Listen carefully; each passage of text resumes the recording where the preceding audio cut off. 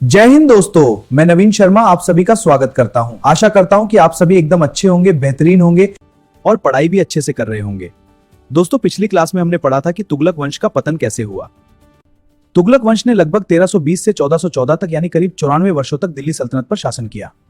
लेकिन 1398 में जब तैमूर लंग ने भारत पर आक्रमण किया, तब दिल्ली सल्तनत की शक्ति पूरी तरह कमजोर हो गई। और इसी कमजोर स्थिति के बाद शुरू होता है दिल्ली सल्तनत का चौथा वंश, सैयद वंश। आज की इस वीडियो में हम जानेंगे सैयद वंश की स्थापना कैसे हुई, इसके शासक कौन थे और आखिर यह वंश क्यों खत्म हो गया। तो चलिए शुरू करते हैं। दोस्तों, सैयद वंश का शासनकाल रहा 1414 से 1451 ईस्वी तक, यानी कुल मिलाकर लगभग 37 वर्षों तक। इतिहासकार कहते हैं कि सैयद शासकों ने ना तो खिलजी शासकों की तरह साम्राज्य का विस्तार किया और ना ही तुगलक शासकों की तरह प्रशासनिक सुधार किए।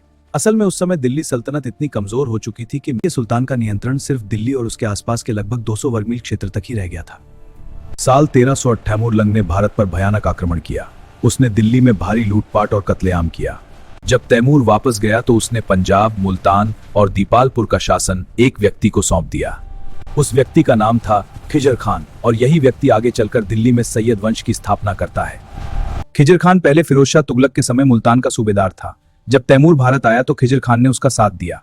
तैमूर उसकी निष्ठा से खुश हुआ और उसे पंजाब, मुल्तान और दीपालपुर का गवर्नर बना दिया। फिर साल 1414 में खिजर खान ने दिल्ली पर आक्रमण किया और सैयद वंश की स्थापना की। खिजर खान की एक खास बात यह थी कि उसने खुद को सुल्तान नहीं कहा, बल्कि उसने एक अलग उपाधि अपनाई, रयते आला, जिसका अर्थ होता है किसानों का सरदार। उसने पुराने तुगलक शासकों के सिक्के भी चलने दिए और खुद के नाम का सिक्का जारी नहीं किया। उसका मुख्य उद्देश्य था जनता को संतुष्ट रखना और राज्य में स्थिरता बनाए रखना। खिजर खान का शासन 1414 से 1421 तक रहा।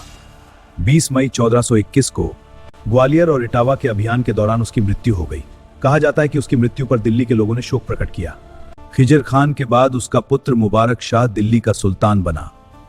उसका शासनकाल था 1421 से 1434। मुबारक शाह सयुद्ध माना जाता है। उसने अपने नाम के सिक्के जारी किए, अपने नाम का खुतबा पढ़वाया और खुद को सुल्तान और शाह घोषित किया। उसके समय 3 प्रमुख शत्रु थे। पंजाब के खोखर ग्वाल का इब्राहिम शाह मुबारक शाह ने इन सभी का सफलतापूर्वक सामना किया, लेकिन मुबारक शाह का अंत दुखद रहा। उसके ही वजीर सरवर उल मुल्क ने करवा दी।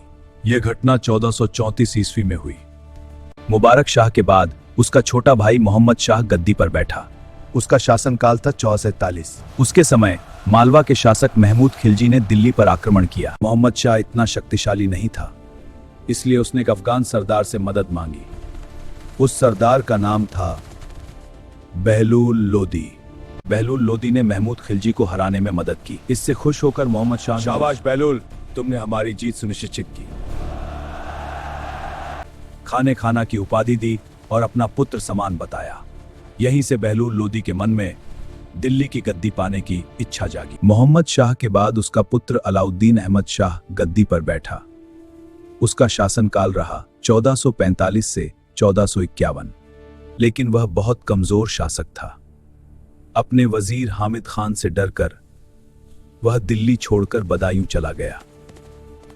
हामिद खान ने दिल्ली के शासन के लिए 2 लोगों को बुलाया, कियाम खान, बहलूल लोदी।